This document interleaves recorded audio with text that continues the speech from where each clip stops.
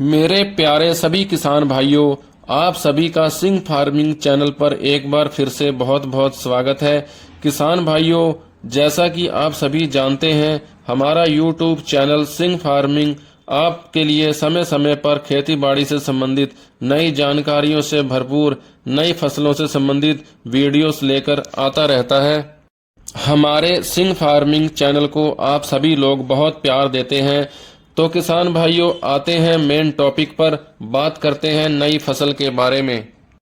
किसान भाइयों, मार्च का महीना चल रहा है। बहुत सारे किसान भाई फरवरी में मटर व लाही की फसल काट चुके हैं। समय समय पर बहुत सारे किसान साठा धान की खेती करते हैं। साठे धान की खेती पश्चिमी उत्तर प्रदेश तथा उत्तराखंड में भी बहुत बड़े क्षेत्रफल पर की जाती है। साठे धान की खेती करने के लिए किसान भाई बहुत सारी वैरायटीज लगाते हैं, जैसे कि बासमती में P1509, PB1692, PB1847, PR126। तो किसान भाइयों, आज हम बात करेंगे PR126 धान के बारे में। यह धान खरीफ के मौसम में भी बहुत बड़े क्षेत्रफल पर लगाया जाता है। इसका चावल खाने में बहुत स्वादिष्ट होता है। इसका चावल शरबती बासमती के चावल के ही समान होता है। यह वैरायटी पंजाब एग्रीकल्चर यूनिवर्सिटी के द्वारा लॉन्च की गई है। मोबाइल स्क्रीन पर आप जो देख रहे हैं, यह वीडियो PR126 धान की है। PR126 धान 120 से 125 दिन में पककर तैयार हो जाता है। यह धान साठे धान के रूप में भी किसान बड़े क्षेत्रफल पर लगाते हैं। आप वीडियो में देख सकते हैं, यह धान 20 से 25 दिन की अवधि का है। इसने 30 से 35 कर लिए हैं। अभी लगभग धान जो है 50 दिन तक ब्यात करता रहता है। अभी 30 दिन तक यह धान ऐसे ही टिल्लिंग करेगा, ब्यात करेगा। PR126 कम समय में अधिक ब्यात कर लेता है, जिससे कि भूमि को जल्दी ही कवर कर लेता है, जिसके कारण भूमि में नमी बनी रहती है। इसलिए इस धान को अन्य धानों की अपेक्षा कम पानी की आवश्यकता पड़ती है।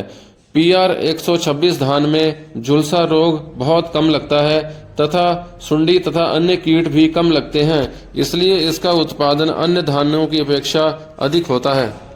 इस धान पर PR126 धान पर माहू, भुनका तथा तेला कभी कभी लग जाता है, जिसको इमीडाक्लोप्रिड 17.8% या थायोमेथोक्सम 25% दानेदार का 1 ml या 1 ग्राम प्रति लीटर पानी के हिसाब से छिड़काव करके इन कीटों को नियंत्रित किया जा सकता है।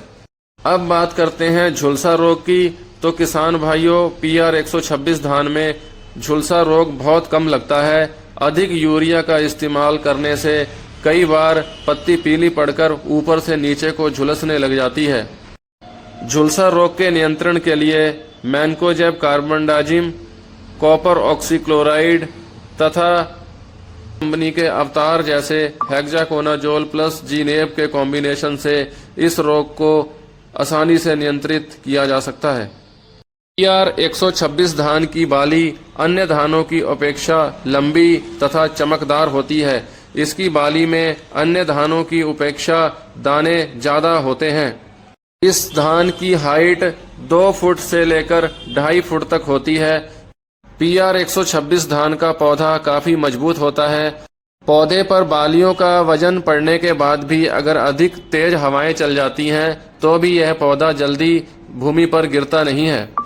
तो मैं सभी किसान भाइयों से कहना चाहता हूं इस वीडियो के माध्यम से कि समय समय पर अब जैसे खरीफ ऋतु आ रही है, तो जून जुलाई के महीने में जो ट्रांसप्लांटिंग धानों की किसान भाई बड़े पैमाने पर करते हैं, उसमें PR126 धान लगाएं। तो किसान भाइयों, अब हम बात करते हैं PR126 धान के उत्पादन की।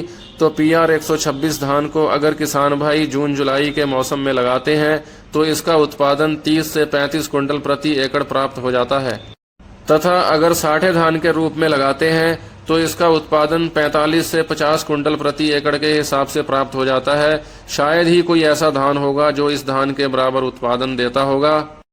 तो किसान भाइयों, आज की वीडियो में इतना ही। सिंह फार्मिंग चैनल पर बने रहने के लिए आप सभी का बहुत बहुत धन्यवाद। अगर आपने अभी तक हमारे YouTube सिंह फार्मिंग चैनल को सब्सक्राइब नहीं किया है तो अवश्य कर लें।